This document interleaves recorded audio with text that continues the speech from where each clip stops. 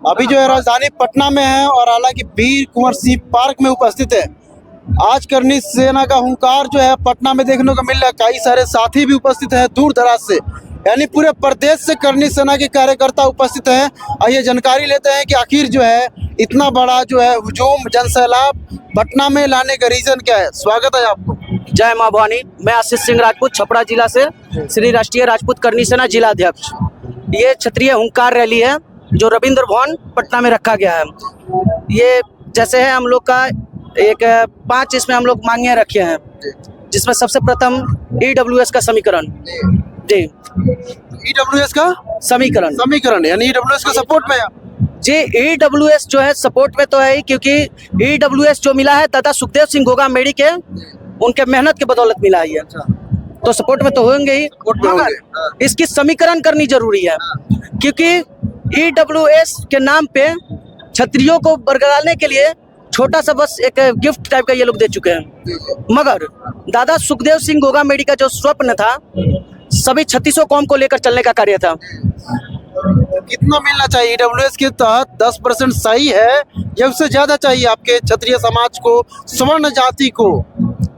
देखिए, स्वर्ण जाति EWS का जो है, अगर स्वर्ण जाति का मेन जो है उपदेश यही है कि ना ही तो कोई भी आरक्षण होना चाहिए और ना ही तो कोई EWS की जरूरत है, और इसको आर्थिक स्थिति पे इसको लगा दिया जाए। आर्थिक स्थिति पे ही तो है जिसका एक निर्धारण किया गया है कि भाई इतना होगा तो आपको इतना मिलेगा, नहीं तो EWS के एलिजिबल इस क्राइटेरिया में शामिल होंगे, तो उसका भी एक मानदेय तो रखा गया है। सरकारी ऑफिसर वाले तो नहीं बनवा सकते ना EWS, जिसका धन संपत्ति ज्यादा हो तो नहीं बनवा सकते। पूरा स्वर्ण के लिए ही क्यों, EWS में ही क्यों?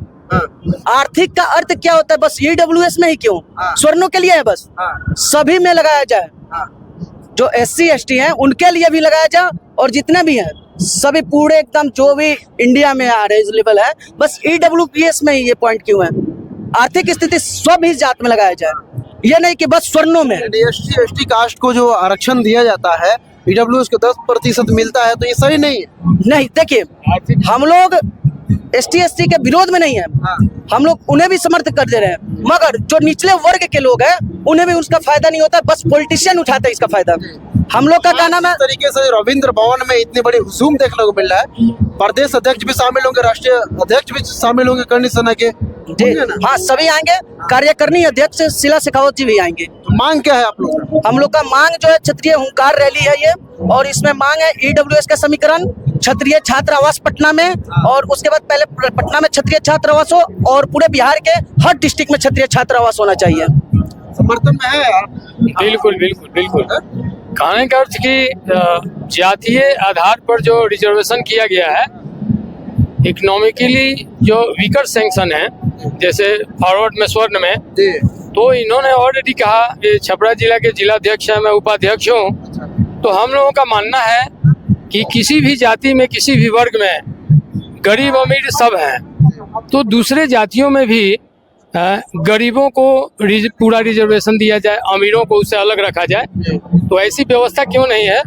और मेरा ये मानना है कि जातीय सौहार्द को बिगाड़ रहे हैं हमारे पॉलिटिशियन, जात में हमको लड़ाई करा रहे हैं, और जिसको जितना बेनिफिट्स मिलना चाहिए नहीं मिल पा रहा है।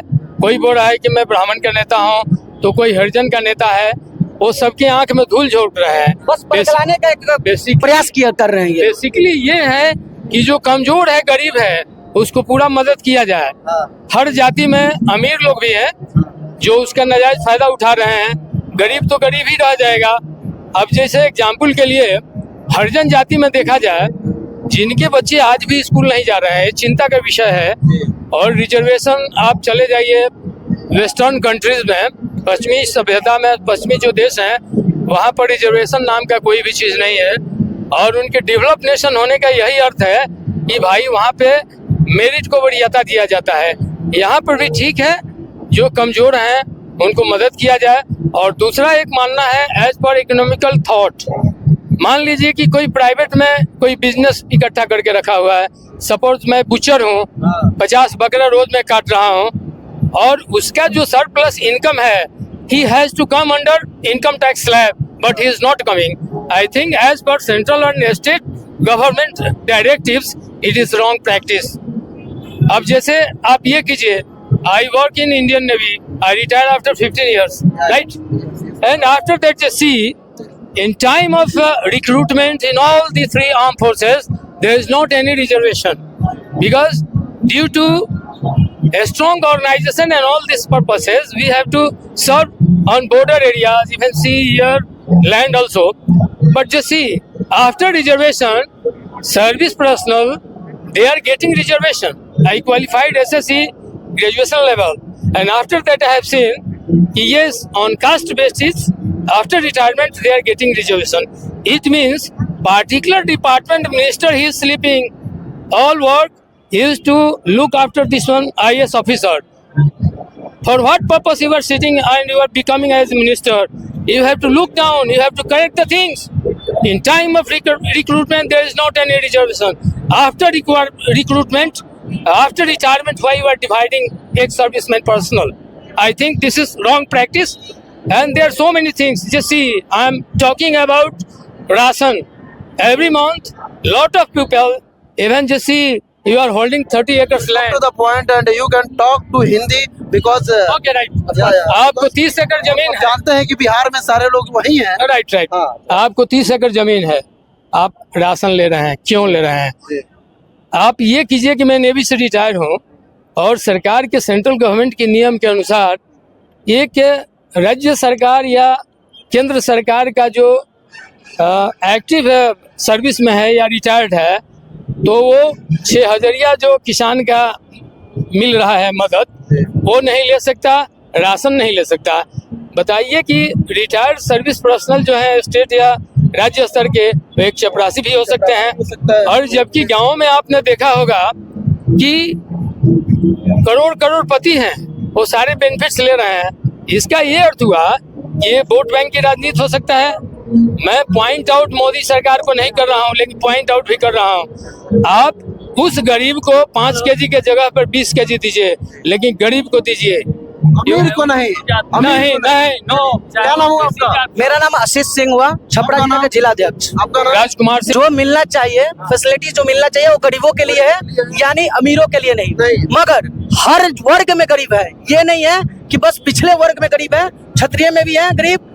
हमारा जो 4 वर्ण है, चारों वर्ण में गरीब है। और सबसे बड़ी बात है कि अगर देखा जाए तो अब मान लीजिए चिराग पासवान जी को क्या लेने की जरूरत है, आरक्षण क्यों लेने की जरूरत है? बाजी की क्या जरूरत जी, है?